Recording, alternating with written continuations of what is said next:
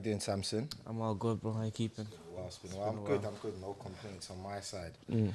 Very interesting. We're going to talk about music today, but I think from a different lens. Okay. A bit more personal, a bit more in-depth with who you are as a person and then, your artistry as a musician. So let me just start off. Let's just go way back. Childhood. And when I say childhood, let's start. What school did you go to and in what area? Obviously, I grew up in Tallaghts. I went to St. Aidan's primary school, and then I went up to St. Aidan's community school. So, Right. Is that the one just opposite around MacWilliam? McWilliam, yeah, that's where I grew up, yeah. Okay. And MacWilliam itself, how would you describe the environment? Growing up, young kid, especially, from parents who migrated. It's a funny environment, it's a state full of like struggle, you know what I mean? You come into the state, you see a lot of drug related stuff, a lot of drug related families, a lot of broken down families. But you also see the happiest kids in them estates, so you wouldn't think they're coming from that kind of background. And speaking of the kids, like you said there, I've had the privilege to be around, your music production and certain videos. And I noticed one thing about you in your community with the kids. The kids love you. You're like a magnet, right down to the grandparents. They show up, they show support. How did you develop that relationship? You know what it is? I stayed humble. That's what it is, because the kids kids also see me on YouTube, see me in the Lambos, G-Wagons or whatever. But I still come back to the estate like it's nothing new. You still see me in my sliders like nothing happened. I get 1 million views. I still come back to the estate like nothing's happened. Play football with the kids. I still, till this day, I see me playing kick about with the kids, you know what I mean? I like that. So humble, literally. And, it's that proximity that just keeps it warm and the relationships going. And for them to see somebody from their community do those things that they usually may just see from UK, America, or France, but coming from Ireland, it's kind of like refreshing. Family structure. Tell me a little bit about the family, if that's not too indiscreet. Siblings, how's the dynamics? Obviously, my mom raised me. My dad left me when I was around 7 years old, so I never really had my dad in my picture. But obviously, I was raised by my mom. My sister, I have two sisters also, two older sisters, Bianca and Claudia, were older sisters. Yeah. Wow, strong mom. And the situation with dad, how did that impact you, positively or negatively? And did it leave levels of trauma? I wouldn't really call it trauma. I just had to figure it all out myself. I was a bit lost and confused for a while for like why he left. Yeah. But now that I'm older, I kind of understand that as a man, some things don't go your way in life, and you have to just take a stand and like do your own thing. You know what I mean? So as I got older, I understood like, look, he's not in my life right now, but I'd never lost communication with him. That's one thing. So he's still there. So he had to handle his business. So that's what I understood. I love that. So there was always a bridge there, and with maturity now, there's certain things you understand maybe by just walking in his footsteps now. All right. And African heritage, being, young, black, Irish, and a rapper. Yeah. Where are you originally from? What is the question I'd like to ask? From Angola, I speak Portuguese. You guys got great culture, great weather, great scenery. One of the most, how would I say, emerging countries right now when it comes to Africa, just for tourism. Have you been to Angola recently? I've been there 5 times, bro. Five times. Any plans with the music to merge towards Angola side? 100%. The family over there are waiting on me, bro. I'm literally working on a track right now, trying to get my Portuguese in a bit, bring it back to my country, shoot it back home. I could do a madness. All right. And apparently you even have a cousin, a famous cousin who's doing a bit of bits in Angola on the music side as well. Is there anything you could talk about there, or is that on the raps for now? There's two actually. There's a male artist, there's a female artist. The female artist is called Titika. She's been popping for a while. So she's doing a thing in Angola. She's quite big. All right. That's great, Samson. Let's do the transition from Samson to Smilez. How did that transition happen, and what was that first track you heard and it was like, I love music? You know what, like, since I'm young, I've actually always like been doing music. Like I've been like writing my own lyrics. Even if you go on YouTube right now, I could show you like my old songs or whatever. It wasn't like recording in the studio or whatever. It was literally through like a laptop and a webcam, you know what I mean? So it was literally me and my mate just playing about on a laptop. Almost like Soulja Boy style. Literally, but I was putting it together, you know what I mean? And then I stopped for a while. But there was a time that my mate passed away. You might know him as Izzy. Indeed. Izzy had passed away. And also an older of mine, his name is Timmy, he also passed away. So I made a freestyle about it. And I went crazy on Facebook, Instagram. I got good feedback. So I was like, you know what?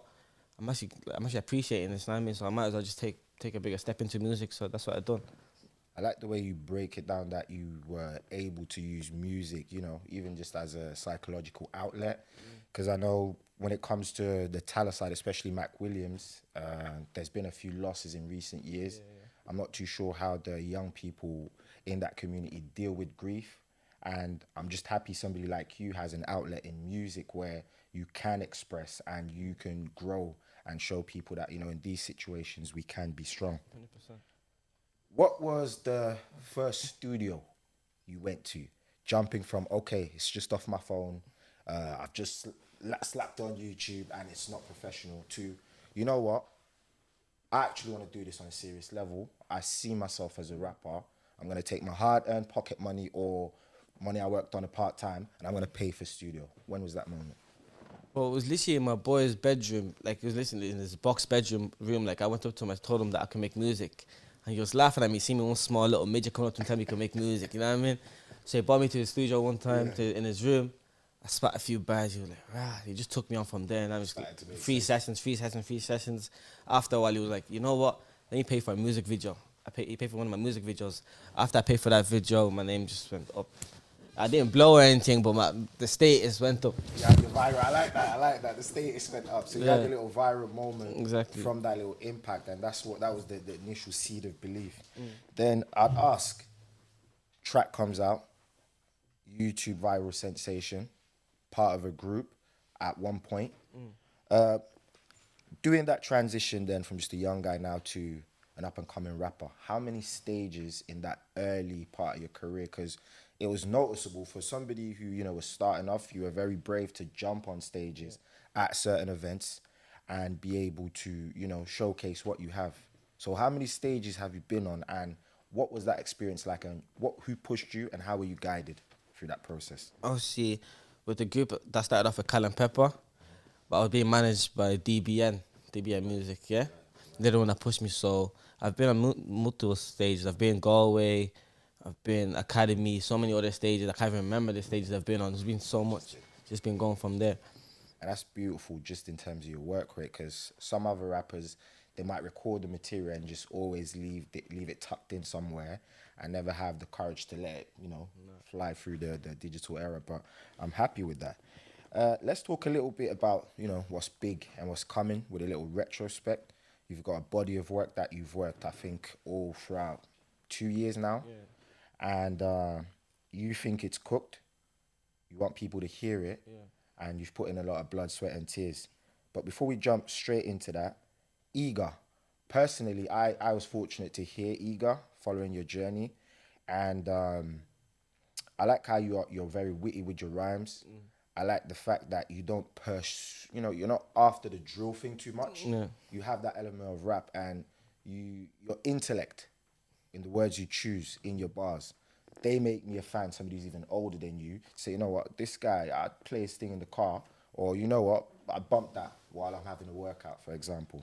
So Eager, was the process to make Eager and this new body of work the same, or what was the difference in the preparation? No, it is. When I made Eager, I felt like I was a young man. See, when you're growing up, you feel like you're a man already as you're just young. So as I was making that, I felt like, you know what, I'm starting to make money. I'm just getting more ego in myself. Like, I just want to go out there and just show who I am, put my chest out. So that's where I got Eager from. Like, I started to make money. You know what I mean? I've seen a different side of life. So I had a different kind of anger inside of me. I just wanted to let out. It was like my hustle. That's what it was. Council Estate Dreams. What was the approach? What was the mindset for this project? Council Estate Dreams, that's a bit different to Eager now. Like, Council Estate Dreams, I had to take, as you said, I took two years to work on it. And then during them 2 years, there was a lot going on. I was sleeping in studios. I was homeless for a while. That's what I was explaining. I wasn't talking to my mom for like a year. I've been through breakups, whatever you want to call it. I've been through the most. I've lost friends. I've seen my mates pass away right in front of my eyes. So I explained that in my new mixtape, which is called Council Estate Dreams, which I'm going to be releasing. Beautiful. And I think that's sometimes what's necessary, the ingredients or minerals for a solid project. It's like, if you're coming to do a whole body of work, what have you gone through? What have you lived? What have you got to say or to tell?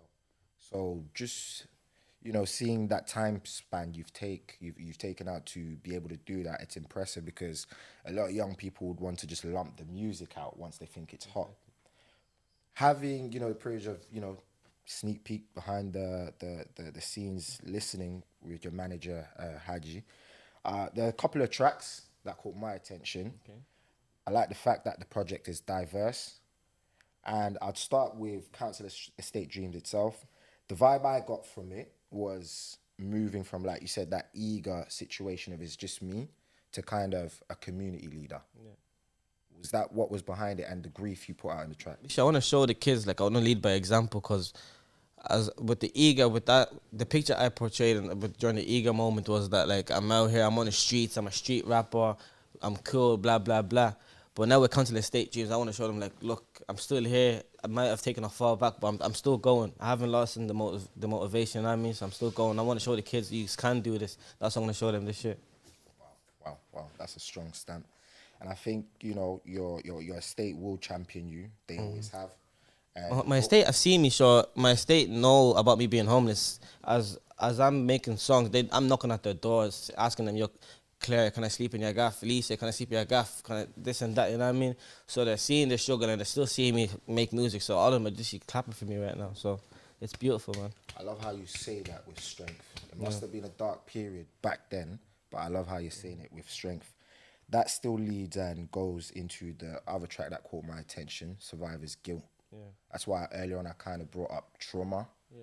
With what you've experienced firsthand that a lot of, I'd say maybe rappers here in Ireland rap about, but maybe don't come in direct contact.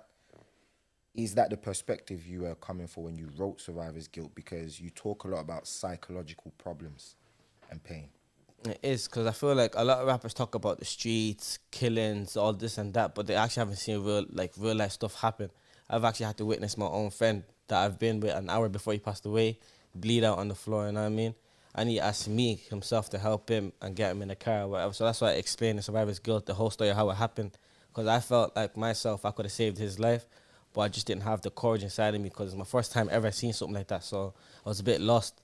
You know what I mean? So I do feel a bit guilty, but it's life, so just have to keep going.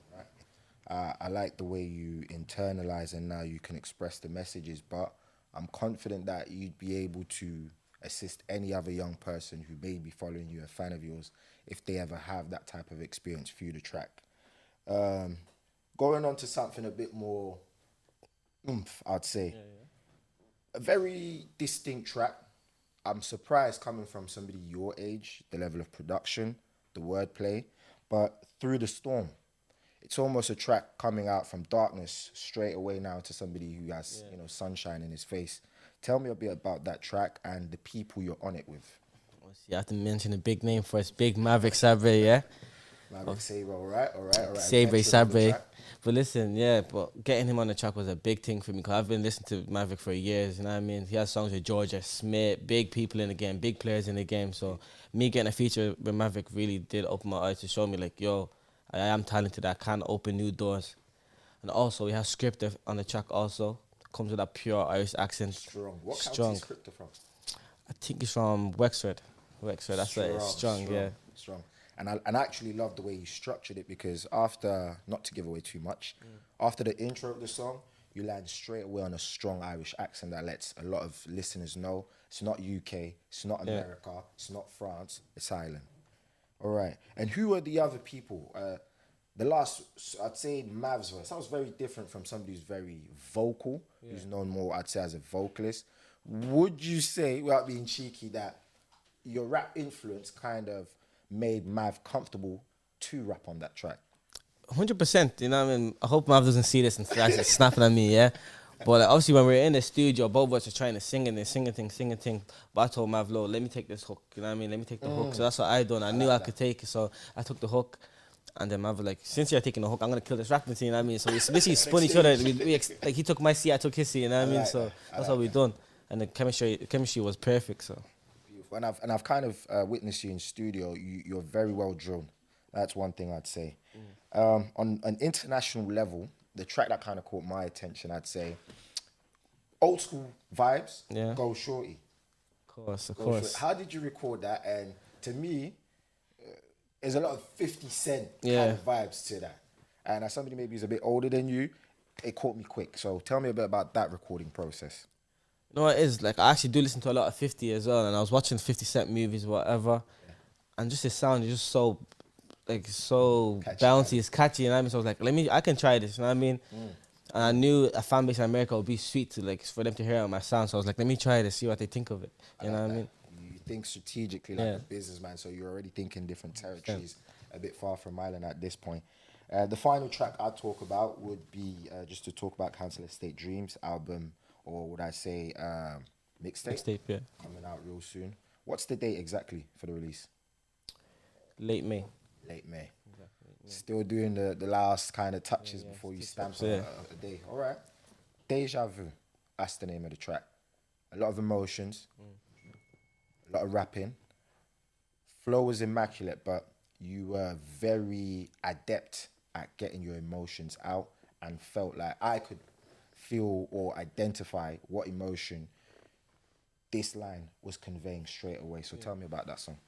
It's actually funny, you know, because I wrote that song, even when I wrote the song, I even mentioned in the song, you blocked me on Snap, so I blocked you back, so I'm still gonna send that email. You know what I mean? So I felt like I literally had no other way of getting through to this girl. I'm trying to text her on Snap, she has my Snap blocked. Trying to text her whatever. So it's me basically telling the girl like, you can block me or whatever, I'm still gonna get through to you. And if I can't get through to you through a message, I'm gonna put it on the pad. I'm gonna write it down. Extra mile. I'm gonna put you on my Extra music. mile. You're gonna hear me regardless. That's Extra what I'm trying to say mile to the girl. You're gonna hear me regardless. That's what I'm basically explaining in the song. I'm basically saying our flaws, all the good times, the bad times we had. I'm just putting the message out there. I really rate and respect that, because I say maybe guys of your age group, sometimes it's a lot of bravado. So just to see you being comfortable to show that, you know what, I like a girl, I'm comfortable pursuing her, and I'll jump through the hoops. Yeah. I'd like that on an emotional level, because some may see it as being weak, but when you get older, I think you'll discover that that's strength.